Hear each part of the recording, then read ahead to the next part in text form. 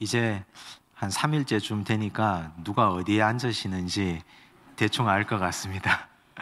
자리를 지정해 두지 않아도 누가 어디에 앉으시고 또 우리 밝은 얼굴로 언제나 맞아주시고 또 말씀 듣는 우리 성도님들 보여서 너무 귀하고 감사합니다.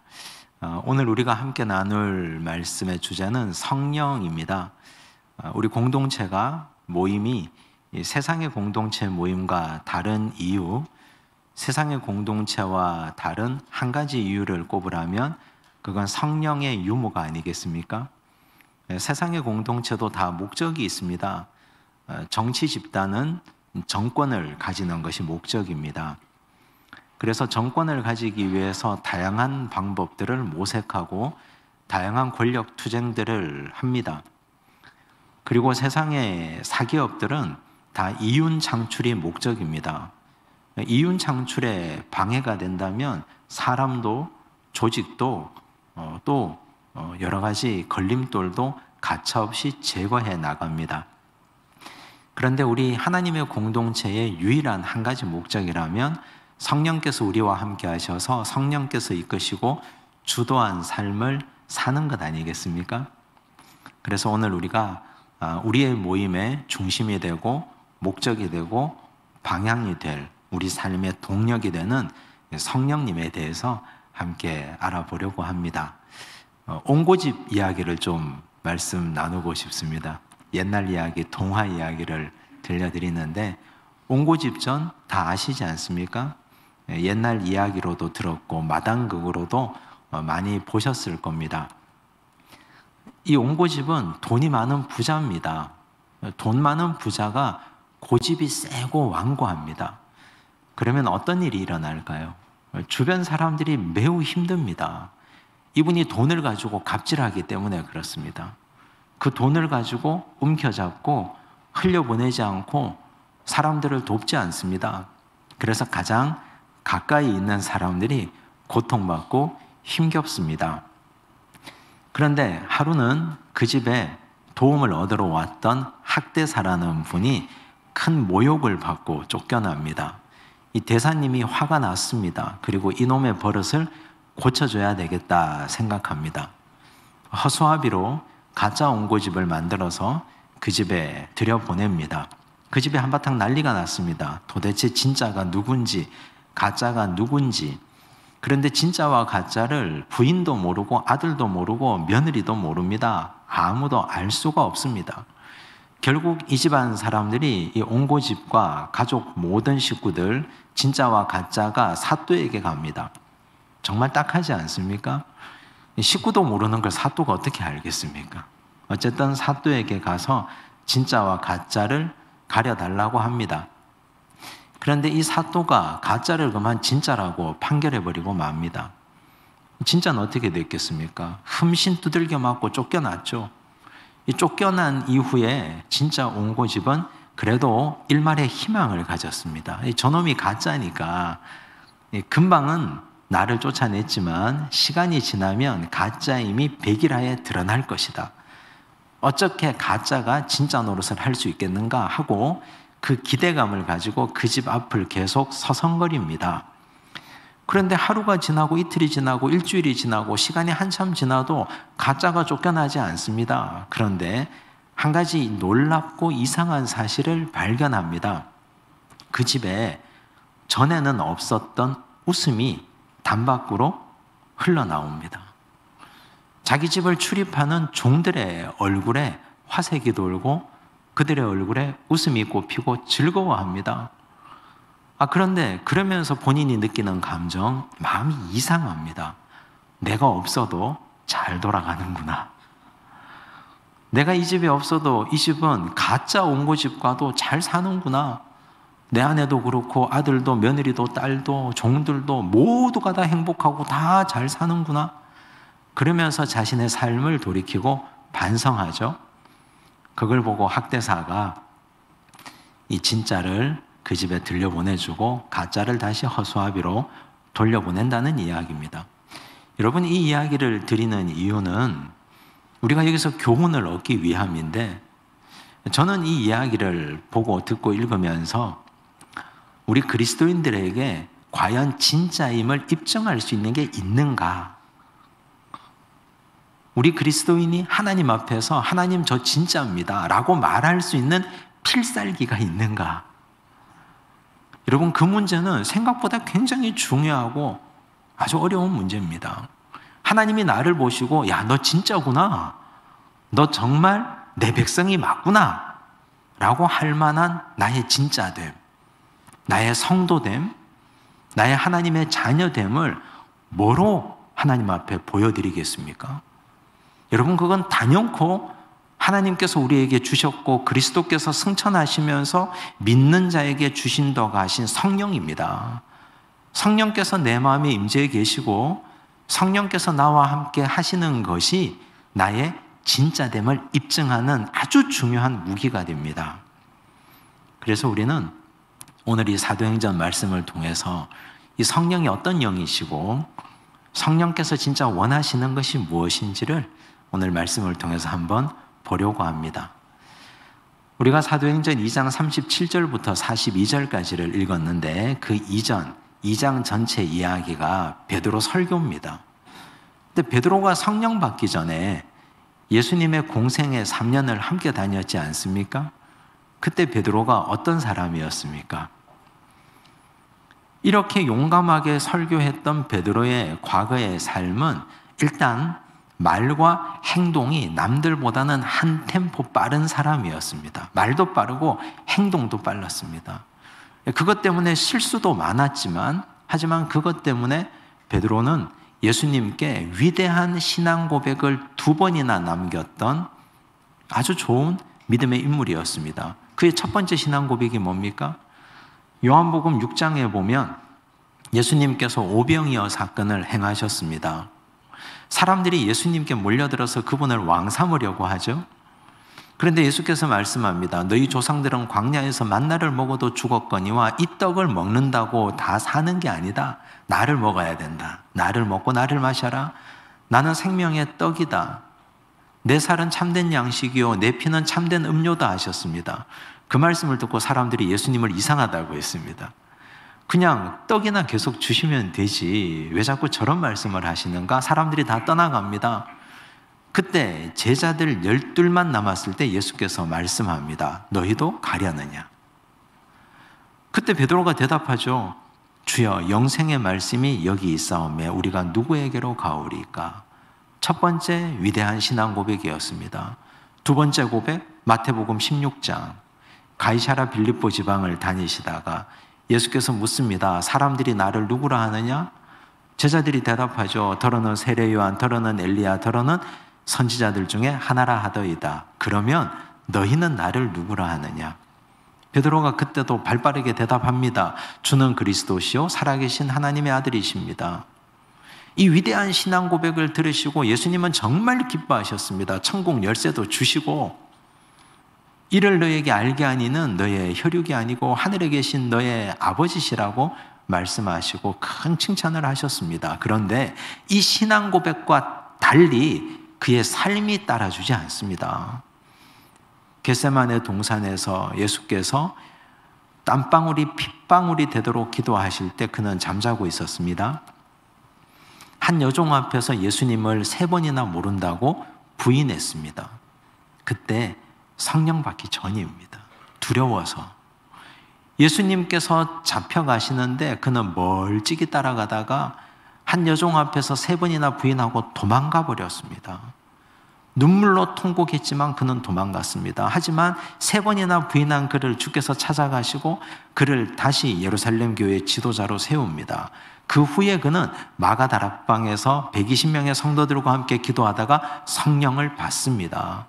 성령 받은 후에 그가 달라진 것 딱 한 가지, 가장 중요한 것, 비겁한 자가 용감한 자가 되었습니다. 두려움에 떨면서 한 여종 앞에서도 나는 예수를 모릅니다 부인했고 저주하며 부인했고 맹세하며 부인했던 베드로가 이제는 성령 받고 나서 달라져서 용감한 사람이 됩니다. 예루살렘 사람들 앞에 서서 예수는 그리스도다, 예수가 주이시다 라고 고백하지 않습니까?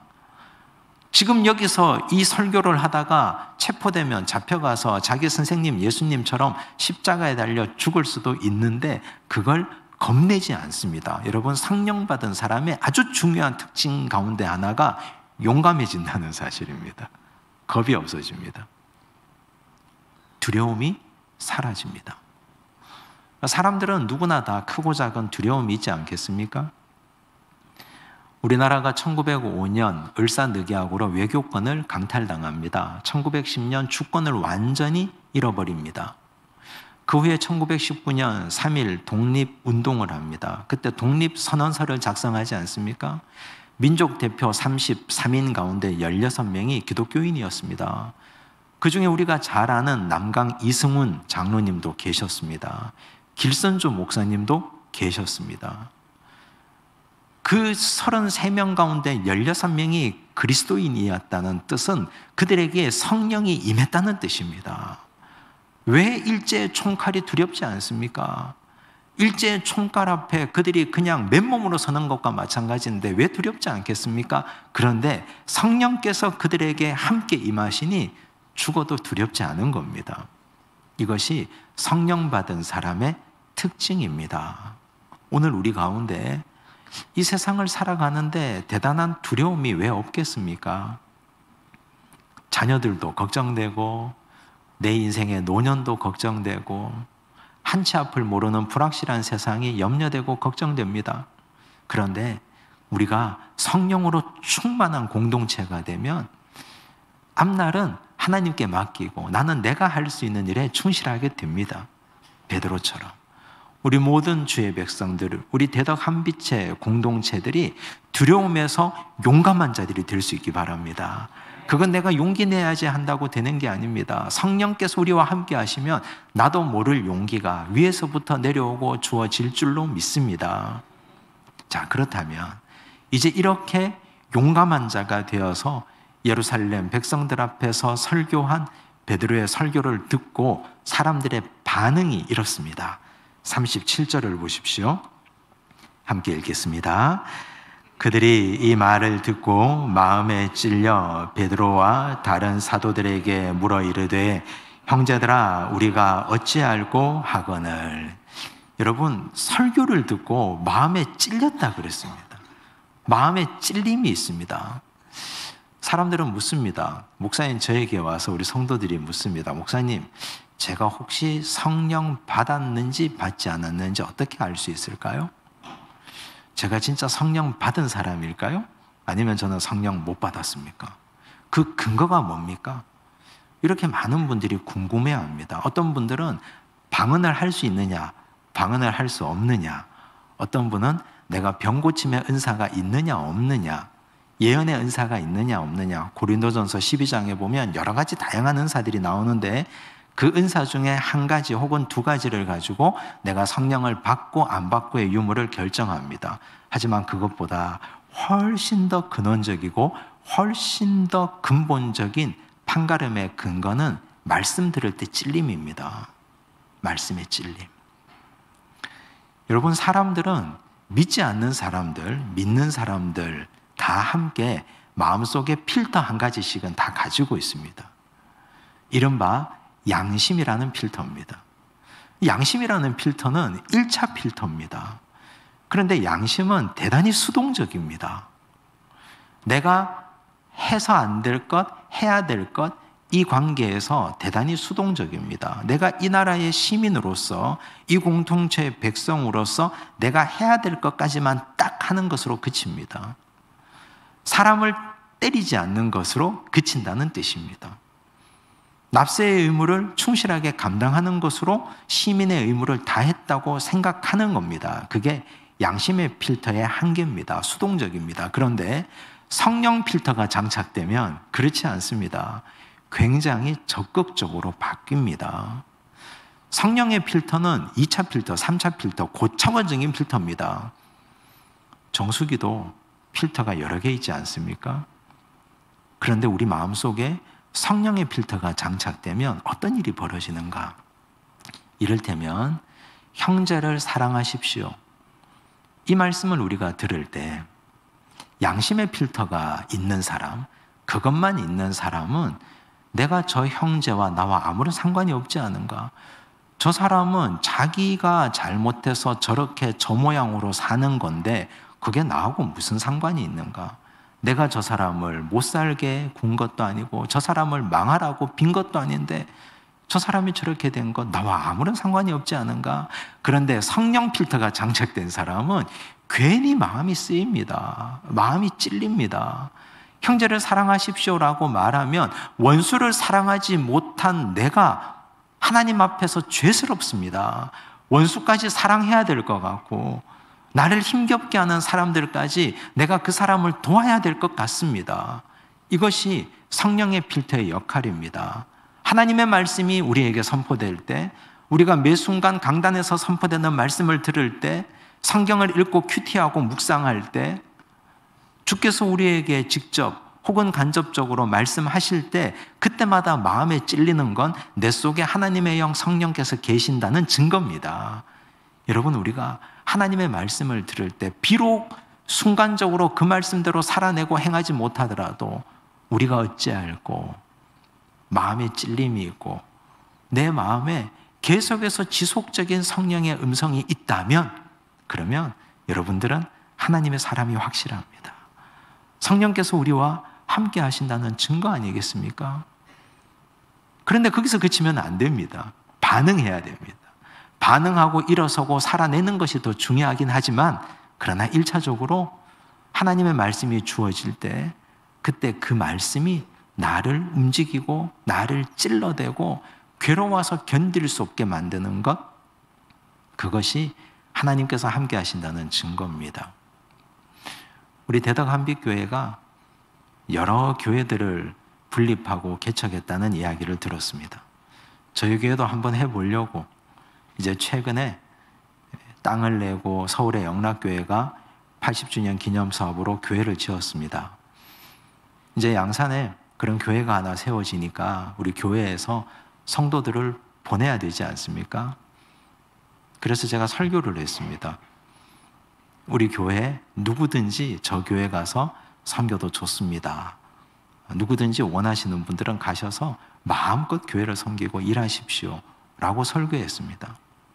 그런데 몇 분이 거기에 반응하셨습니다. 정확하게 말하면 지금까지 한 14분 정도, 주중에 조금 더 섬기고 봉사하겠다는 분들까지 합치면 한 20분 정도가 반응하셨습니다. 제가 그분들과 대화를 해보고 만나보니 그분들이 이런 말씀을 하십니다. 목사님, 설교 듣고 나서 그때부터 괴로워서 견딜 수가 없습니다.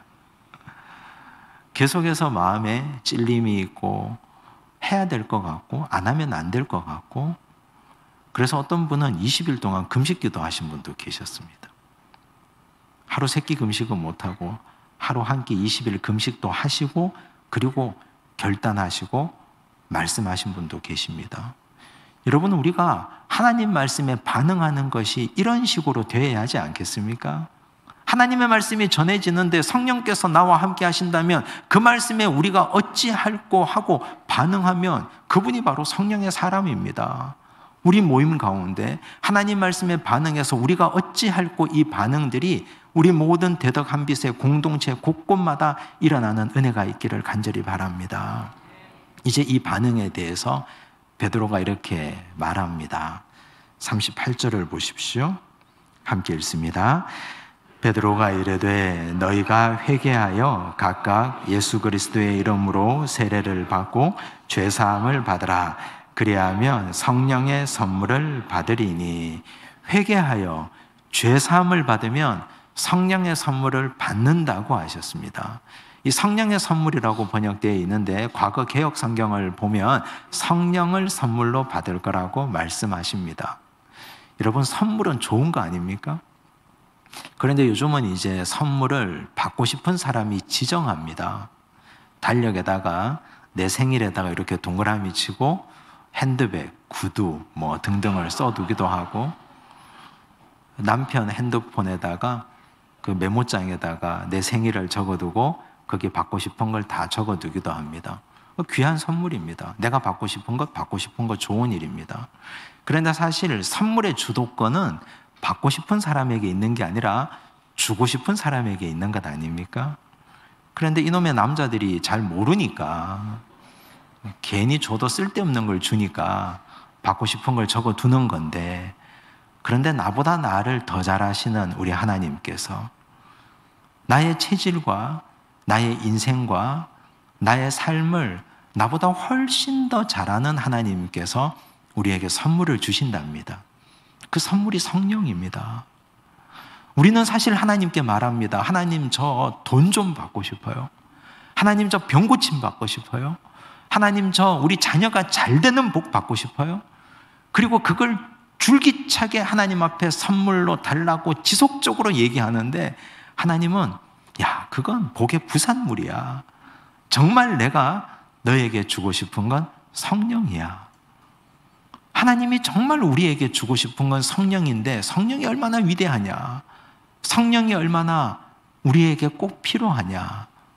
이 성령은요, 성경 전체를 통해서 보면 지, 정, 의를 갖춘 전인적인 영이라고 합니다. 그게 무슨 말입니까? 성령은 우선 지성적인 영입니다. 성령은 우리의 감정에 역사하는 영입니다. 성령은 우리의 의지에 역사하는 영입니다. 그런데 사람들은 저마다 성령에 대한 치우친 이해를 가지고 있습니다. 우선 성령은 지성적인 영이라고 했습니다. 우리가 첫날 저녁에 함께 살펴본 바에 의하면 기드온이 궁금해서 자꾸 묻습니다. 하나님께 질문합니다. 하나님, 제가 진짜 큰 용사 맞습니까? 저를 진짜 부르신 게 맞습니까? 궁금해서 물으니까 하나님 대답하지 않습니까? 지속적으로 하나님께 여쭈어도 계속해서 대답하지 않습니까? 보통 이 남성과 여성의 성차가 좀 있지 않습니까? 이제 사춘기에 접어들고 성장하는 아이들을 보면 남자아이들이 지성적인 영역에서 조금 더 빠르고 조금 더 많이 발전합니다. 그래서 궁금한 게 많습니다. 성경을 읽으면 사람이 어떻게 무리를 걸어요? 성경을 읽으면 이런 기적들이 어떻게 이해가 됩니까? 이것 가지고 자꾸 따져 묻기 시작합니다. 그런데 그건 잘못된 게 아니라 성령께서 그 아이의 지성에 역사하시는 중입니다. 성령께서 그 아이의 지성에 함께 하시는 중입니다. 성령이 함께 일하시는 중입니다. 계속해서 묻고 궁금하고 따지는 것. 성경을 읽어보면 우리 예수님께 찾아온 사람들이 많습니다. 그런데 성경은 이렇게 구분하죠. 예수를 시험하러 왔다고. 시험하러 온 사람들은 100이면 100 예수님께 호되게 혼나고 책망받고 돌아갔습니다. 예수님과 논쟁에서 이긴 사람이 있습니까? 다 지고 돌아갑니다. 그런데 니고데모라는 사람이 있었습니다. 요한복음 3장에 보면 한밤중에 예수님을 찾아왔습니다. 궁금해서. 그는 유대인의 관원이라고 했습니다. 사내들인 공의회의 관원입니다. 정치적 권력이 있는 사람입니다. 그는 돈도 많은 사람입니다. 그런데 이분이 예수님의 행하시는 기적을 보니까 자신의 인생의 비밀, 자신의 인생이 정말 궁금했던 걸 알고 싶어서 주님께 묻습니다. 예수님께서 그를 홀대하거나 그를 책망해서 보내지 않습니다. 그에게 거듭남의 비밀을 깊게 풀어주십니다. 지성적인 궁금함이 생겨서 너무너무 궁금하고 알고 싶어서 우리 예수님께 나온 사람들, 성령께서 일하시는 중입니다. 여러분, 우리 자녀들, 우리 남편들 교회 와서 찬양하는데 눈 감고 있다고 구박하시면 안 됩니다. 지성이 활동하고 있는 중입니다. 이 찬양의 가사가 정말 옳은지 옳지 않은지를 지성이 활동하고 있는 중입니다. 제가 과거에 부목사로 있었던 교회가 그 당시 한 100년 정도 된 교회였는데요. 장로님들이 당회를 하면 이런 식으로 하세요. 찬양 가사를 가지고 이제 분석을 하십니다. 우리 잘 아는 찬양 중에 보혈을 지나 하나님 품으로 보혈을 지나라는 찬양이 있지 않습니까? 근데 국문학 전공하신 장로님이 말씀하셨어요. 보혈을 지나라는 말이 맞냐? 지나는 패스바인데 보혈이 여기 있고 이렇게 둘러가는 건데 그게 옳으냐? 이걸 어떻게 우리가 예배 시간에 부르고 있냐? 그래서 우리 목사님이 물으셨어요. 어떻게 해야 됩니까? 보혈을 통과해라고 해야 맞지. 아, 그러시냐고. 그래서 이제 그 다음 주부터 저희 교회가 보혈을 통회로 불렀습니다. 그 찬양을. 그런데 사람들이 뭐라 하죠. 그게 뭐냐고. 그런데 지금 와서 제가 생각해 보니까 그 장로님에게 성령께서 지성적으로 일하고 계신 중이었던 것 같습니다. 보혈을 통해로. 본인은 이해가 되어야지 믿어지는 거거든요. 이해가 되어야지 찬양의 가사가 은혜가 되는 거거든요. 그냥 무작정 내가 손들고 눈물 흘리고 찬양할 수 없거든요. 그건 자존심 상해서 내가 할 수 없는 일이거든요. 사람마다 다 다릅니다. 사람마다. 생긴 게 다르고 기질이 다르고 성품이 다르고 태어난 환경이 다르고 자란 환경이 다른데 어떻게 너가 나와 똑같다고 천편일률적으로 말할 수 있겠습니까? 그래서 성령은 우리의 연약한 부분을 채울하시고 돌보시는 영 아닙니까? 부족한 것 우리의 지성과 함께 하시는 영이 성령님이신 줄로 믿습니다. 그 다음 성령께서는 우리의 감정의 영역에 일하십니다. 찬양하다가 보면 나도 모르게 내 눈에서 눈물이 흐르고 있습니다. 나도 모르게 내 손이 올라가 있습니다. 기도하다가 보면 이렇게 하려고 한 게 아닌데 기도하다가 보면 30분이고 1시간이고 온종일 앉아서 기도하게 됩니다. 나로부터 시작된 기도가 온 세계 열방 다 돌아야 끝이 납니다. 내 감정에 성령께서 친히 역사하시면 이런 역사가 일어납니다. 자, 그런데 그걸 그 감정의 영역에 일하시는 성령의 은혜를 모르는 자들은 이해를 못하는 거죠. 그걸 뭐 저러고 앉았냐고, 저렇게 광신도처럼 저러고 있냐고 이해를 못하는 겁니다. 의지의 영역, 10년이 됐습니다. 성경 통독을 한번 해보자. 창세기 출애굽기까지 20장까지 읽다가 21장부터 못 읽습니다. 율법이 나오니까. 레위기는 펼쳐본 적도 없습니다. 맨날 성문종합영어 1, 2장 명상까지 보다가 3장 부정사부터 못 보는 것처럼 똑같습니다. 그런데 성령께서 우리의 의지에 일하시고 역사하시면 그러면 성경이 읽어집니다. 끝까지 읽어집니다. 놀라운 일입니다.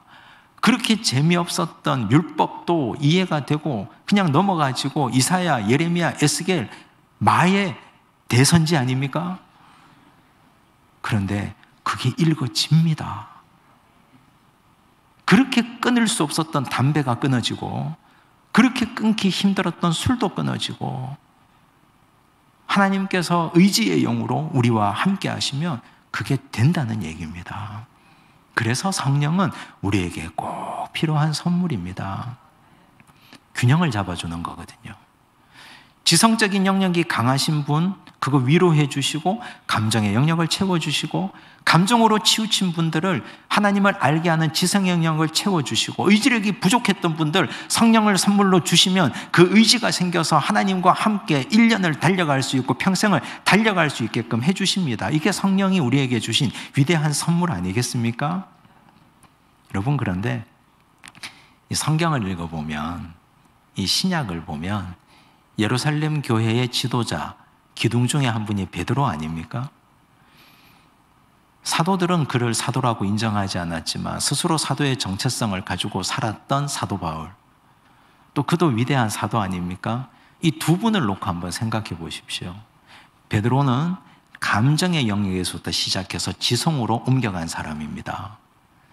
바울은 지성에서부터 출발해서 감정과 의지로 옮겨간 사람입니다. 예수님께서 베드로를 만나 주셨을 때 베드로는 예수님을 공생의 3년 동안 따를 때는 자기 열정으로 충만했습니다. 뜨거웠습니다. 매우 뜨거웠습니다. 그런데 그가 베드로 전후서를 기록한 마지막 장 마지막 절을 보십시오. 베드로후서 3장 18절을 보면 은혜와 그를 아는 지식에서 자라가라 그랬습니다. 은혜는 뭡니까? 내가 원한다고 주어지는 게 아닙니다. 하늘에서부터 그냥 내려오는 게 그게 은혜입니다. 그런데 지식은 뭡니까? 내가 노력하면 채울 수 있는 겁니다. 성경 읽고 공부하고 깨달아가고 토론하고 다른 사람 붙들고 배우면 얼마든지 채워갈 수 있는 겁니다. 그래서 신앙 성장에는 은혜도 필요하고 지식도 필요하다고 그랬습니다. 베드로가 마지막에 그런 고백을 하는 겁니다. 성령의 감정적 부분도 필요하고 성령의 지성도 필요하고 그래야 성장한다고 말했습니다. 바울은 어땠습니까? 바울은 가말리엘 문화생이었습니다. 구약의 율법을 통달하고 있는 사람입니다. 지식이 충만했습니다. 그런데 사랑이 없었습니다. 은혜가 없었습니다. 다메섹에서 은혜를 받지 않습니까? 한량없는 은혜를 받았습니다. 정말 값없이 주시는 하나님의 놀라운 은혜를 받고 그가 변화됩니다.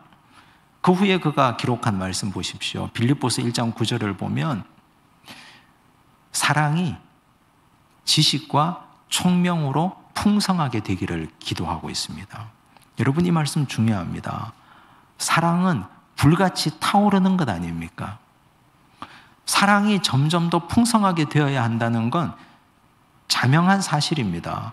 교회 공동체 안에 사랑이 있어야죠. 내 가슴 속에 불타는 사랑, 그리스도를 향한 뜨거움이 있어야죠. 그런데 그 사랑이 점점 더 풍성하게 되려면 지식과 총명이 있어야 됩니다.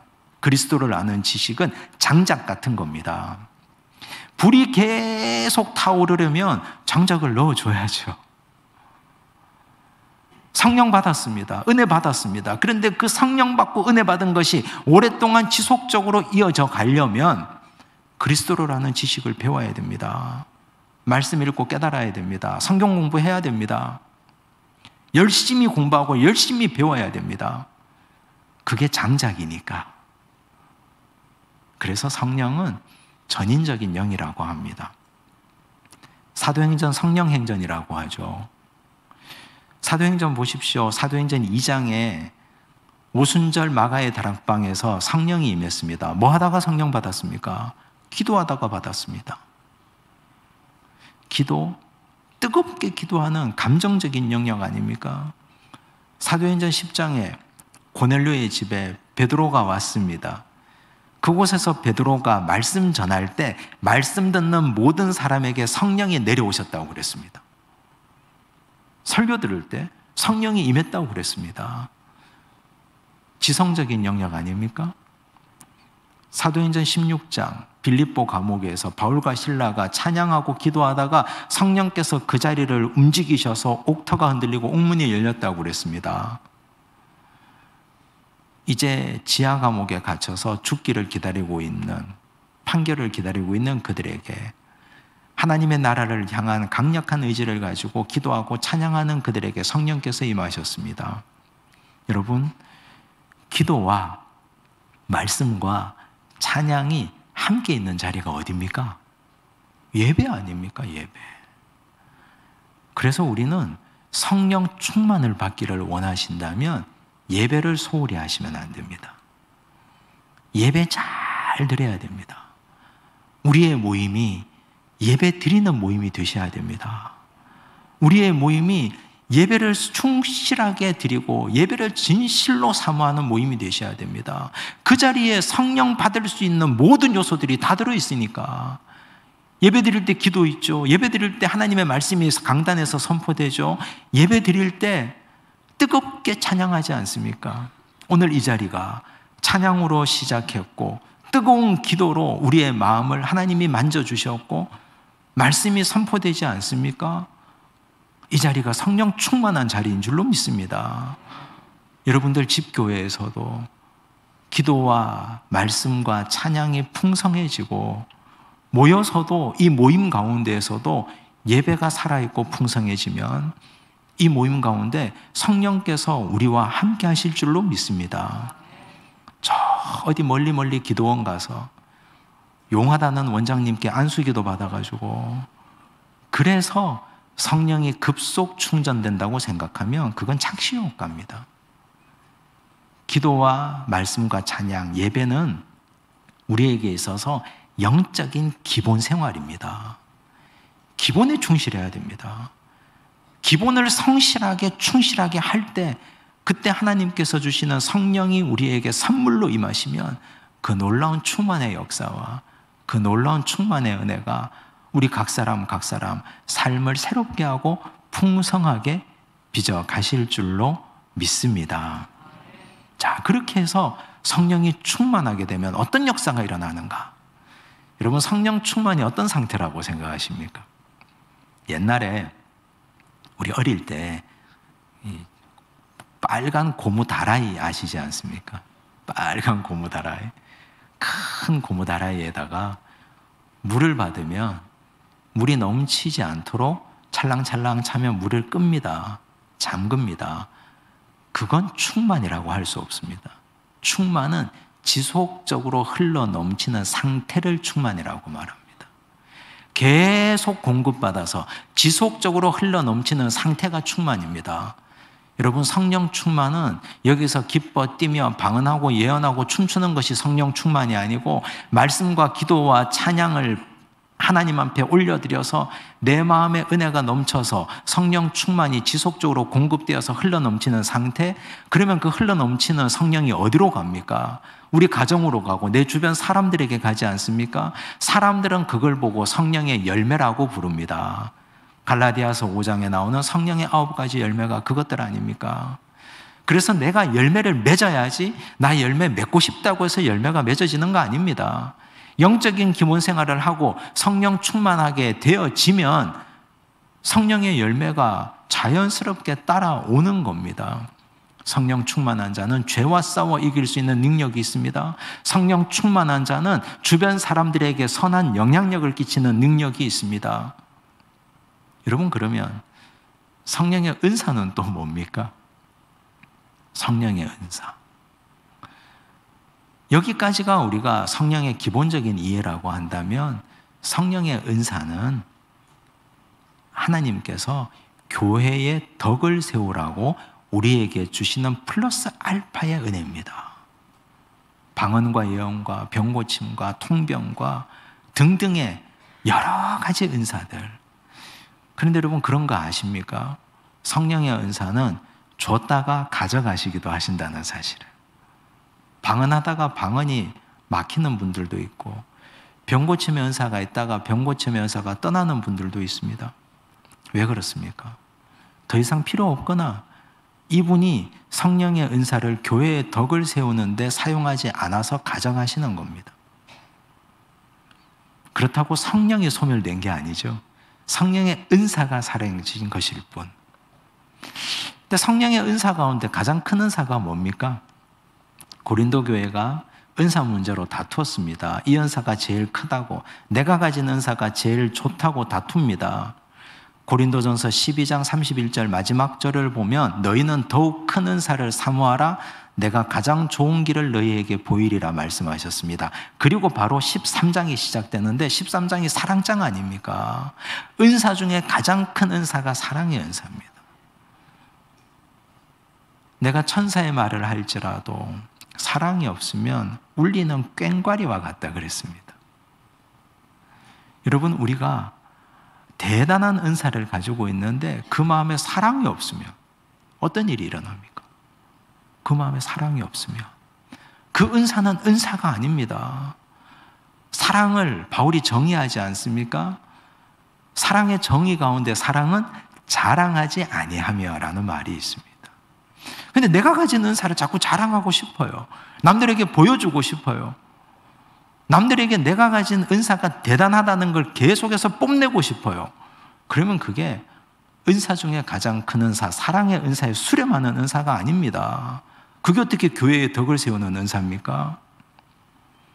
은사는 교회의 덕을 세우고 내가 가진 은사를 사용하는데 진실로 이 은사 속에 사랑이 있는가 없는가, 그걸로 은사 사용에 잘됨과 잘못됨을 분별하셔야 됩니다.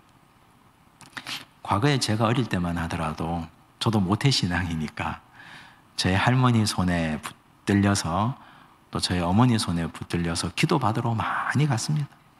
기도받으러 많이 갔습니다. 어느 권사님에게 기도받으러 가고 어느 장로님에게도 기도받으러 가고 곳곳에 많이 다녔습니다.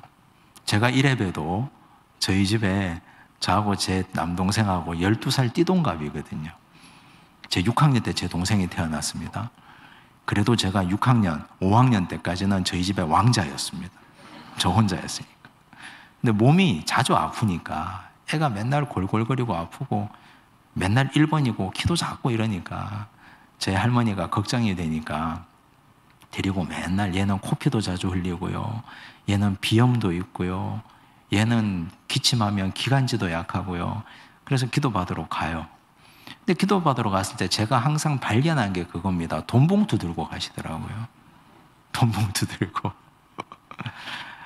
그 이렇게 드려요. 근데 기도받고 왔어요. 그럼 저도 이제는 코피 안 흘리겠지. 그 다음날 바로 코피 나요. 막 바로 펑펑 쏟아져가지고 입을 피로 다 물들이고 막.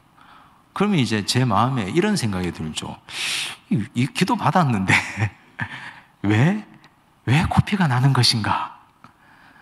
왜 나는 낫지 않는 것인가? 또 가요. 이제 한 일주일 뒤에 제 할머니가 제 손잡고 또 가요. 그럼 이제 그 권사님이 그런 말씀하세요. 너의 믿음이 약하도다. 뭐 이런 말씀하세요. 그럼 저는 어떤 마음이 듭니까? 정죄감을 가지는 겁니다. 죄책감을 가지는 겁니다. 나의 죄책감. 그러면 이제 우리 할머니는 어떤 마음을 가지느냐? 나의 정성이 부족했구나. 조금 더 넣어요, 그걸. 좀 더 넣어서 가지고 가요. 시간이 한참 지나서 깨달았습니다. 나는 그런 죄책감을 가질 필요도 없었구나. 우리 할머니가 그 많은 돈 나한테나 좀 주지. 나한테 손자 통장 만들어서 거기 돈이나 좀 넣어주지. 왜 거기다가 쓸데없이 줘가지고 사랑도 없는 그 사람에게, 사랑의 은사가 없는 그 사람에게 왜 그 많은 돈을 갖다 바친 건가? 그런 마음이 드는 거예요, 이제. 여러분, 병고침의 은사 교회의 덕을 세우기 위해서 쓰는 것 아닙니까? 하나님의 교회 공동체를 세우라고 쓰는 것 아닙니까? 그런데 너의 믿음이 부족하니 돈다발 더 들고 와라. 이게 무슨 사랑입니까? 그게 무슨 사랑이에요? 그 전부 다 가짜죠. 무당과 다를 바 없고, 그게 무슨 믿음이고, 그게 무슨 은사고, 그게 무슨 사랑입니까? 하나님은 이미 그분에게서 은사를 거두어 가신 것이 분명합니다.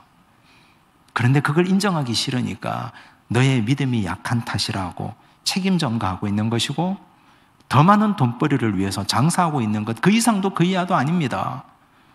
그게 무슨 하나님의 은혜를 받은, 은사 받은 사람이라고 말할 수 있습니까? 여러분, 하나님의 공동체는 사랑이 풍성해야 됩니다. 내가 어떤 은사를 가지고 있든지 그 은사로 성도를 세우고 교회를 세우고 교회의 덕을 세우고 교회를 유익하게 하고 공동체를 기쁘게 하고 공동체를 즐겁게 하고, 그런 은사로 사용되는 것이 기쁜 은사지, 하나님께서 그런 은사를 기뻐하시고 더 크게 기름 부으시고 우리의 모임을 복되고 행복하게 하실 줄로 믿습니다. 이제 이렇게 베드로가 선포했죠. 어떤 일이 일어납니까? 41절 보십시오. 함께 읽습니다. 그 말을 받은 사람들은 세례를 받음에 이날에 신도의 수가 3,000이나 더하더라. 여러분, 어디에 딱 꽂히십니까?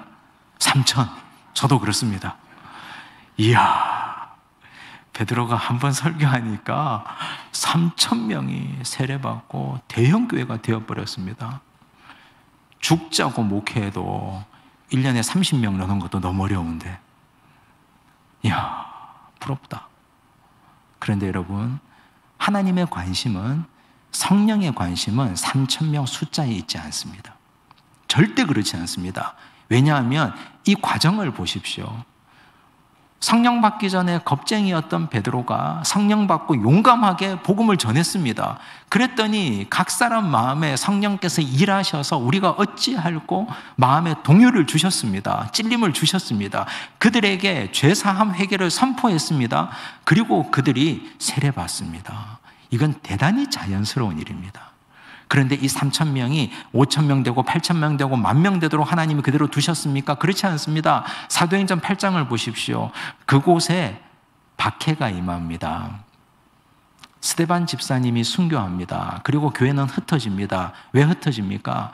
3,000명, 5,000명, 8,000명을 그 자리에 그대로 두시지 않습니다. 그게 하나님의 뜻이 아닙니다. 흩어서 온 유대와 예루살렘과 사마리아와 땅끝까지 가서 복음 전하라고 흩어버립니다.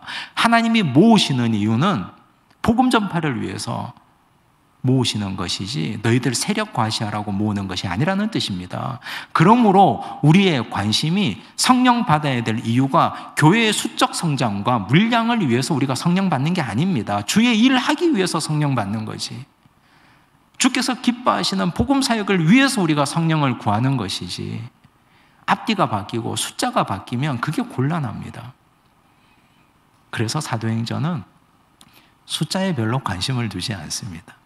흩어져서 복음 전하는 사람들. 빌립 집사님은 어디로 갑니까? 사마리아로 가지 않습니까? 흩어진 사람들이 복음을 전하면서 어디로 갑니까? 그들이 안디옥으로 가지 않습니까? 안디옥에 교회를 세우고 바나바 집사님을 파송하고 바나바는 바울을 데려다가 목회하고 그들은 다시 바나바와 바울을 따로 세워서 1차, 2차, 3차 세계 선교 여행을 떠나지 않습니까? 그게 교회입니다. 그게 하나님께서 기뻐하시는 공동체의 모습입니다. 우리는 3,000이라는 숫자를 부러워해서도 주눅들 필요도 없습니다. 42절을 보십시오. 함께 읽습니다. 그들이 사도의 가르침을 받아 서로 교제하고 떡을 떼며 오로지 기도하기를 힘쓰니라. 이들이 사도의 가르침을 받았다는 말이 중요합니다. 왜 중요할까요? 이들이 세례를 받고 성령을 받았습니다. 성령을 경험한 자들입니다. 사람들이요, 하나님을 경험하고 성령을 받고 나면 황홀해집니다. 기쁨이 충만해집니다. 즐거워집니다. 은사가 나를 통해서 흘러가고 넘쳐가는 것을 보면 너무너무 행복합니다. 그런데 거기에 부작용도 있습니다. 이제 내가 뭐라도 된 것처럼 느껴집니다. 그런데 이들이 성령의 충만한 역사를 경험했습니다. 그런데 그 다음 한 행보를 보십시오. 사도의 가르침을 받았다고 했습니다. 철저하게 리더십에 순종합니다. 공동체 리더십, 하나님께서 영으로 그들을 세우신 공동체 사도들, 베드로와 요한과 야고보, 그들을 중심으로 한 예루살렘 교회 공동체 지도자들의 가르침을 받습니다. 어디까지 가르침을 받습니까? 교제하는 일, 떡을 떼는 일, 기도하는 일까지. 자기 마음대로 교제하지 않습니다. 자기 마음대로 떡도 떼지 않습니다. 자기 마음대로 기도하지도 않습니다. 사도들이 가르쳐 주시는 대로 교제하고 떡을 떼고 사도들이 가르쳐 주시는 대로 기도했다는 뜻입니다. 여러분, 성령은 질서의 영입니다. 성령은 질서를 잡아주는 영이지 질서를 흔드는 영이 결단코 아닙니다. 여러분, 창세기 1장 말씀을 보시면 창조 이전의 상태가 나옵니다. 혼돈, 공허, 흑암입니다. 땅이 혼돈하고 공허하고 흑암이 깊음 위에 있었더라 그랬습니다. 그런데 창조가 생기면서 하나님께서 말씀하시면서 창조가 되면서 혼돈이 질서가 됩니다. 공허에서 채움이 일어납니다. 하늘의 해달별이, 바다에는 물고기가, 땅 위에는 동식물이, 저 하늘에는 새들이 날아다니지 않습니까? 공허했던 우주가 가득 채워집니다. 흑암이 깊음 위에 있었다가 빛이 생깁니다. 여러분, 이게 창조입니다. 그 창조가 뭐로 일어났습니까? 말씀으로 일어나지 않습니까? 하나님은 말씀하심으로 혼돈에서 질서를 만들어내신 분입니다. 교회 공동체가 성령의 공동체가 된다는 건 곧 질서 공동체가 된다는 뜻입니다. 사도의 가르침을 받아서 교제하고, 사도의 가르침을 받아서 떡을 떼고, 사도의 가르침을 받아서 기도하는 이 아름다운 모임의 질서가 우리 대덕 한빛의 공동체가 되기를 간절히 바랍니다. 하나님의 은혜가 이렇게 질서 가운데 세워지면 하나님께서 그 질서를 폭을 넓혀 주실 겁니다. 풍성하게 만들어 주실 겁니다. 우리의 집교회도, 우리가 모여서 예배드리는 이 대덕 한빛의 교회 공동체도 성령 공동체로서 부끄러울 것이 없고 자랑스러운 하나님의 공동체로 더욱더 한 단계 더 발돋움하게 될 줄로 믿습니다. 기도하겠습니다. 아버지 하나님, 성령 공동체를 사모합니다.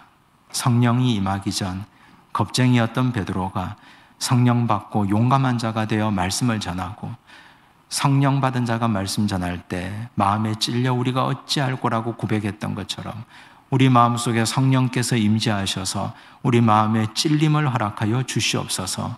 양심의 필터로만 살지 않게 하시고 성령의 필터가 작동하게 하여 주시옵소서. 아버지 하나님, 성령 받은 자가 되어 지정의가 충만한 성령으로 아버지께서 기뻐하시는 온전함을 이루어가게 하여 주옵소서. 하나님 아버지여, 사랑의 지식이 더해져서 풍성하게 하옵시고 은혜와 지식에서 성장하고 자라가게 하여 주시옵소서. 은사 받은 것 교회 공동체를 위하여 사용하게 하옵시고 자랑하지 않게 하여 주시며 사랑이 그 위에 풍성하게 거하고 임하게 하여 주시옵소서. 주여, 우리는 수적 성장이 목적이 아닙니다. 교회가 교회되는 이유는 발전하고 성장하고 선교하고 나누어주고 우리가 나가서 복음 전하는 것이라고 하셨사오니 주여, 우리 대덕한빛의 공동체가 이 사명 온전히 기억하게 하여 주시옵소서. 성령은 질서의 영이라고 하셨습니다. 주여, 우리가 사도의 가르침을 충실히 받게 하시고 서로 교제하고 떡을 떼며 기도하는데도 질서 있게 온전히 하나님의 말씀 앞에 서게 하여 주시옵소서. 모든 말씀 예수님 이름으로 기도드리옵나이다. 아멘.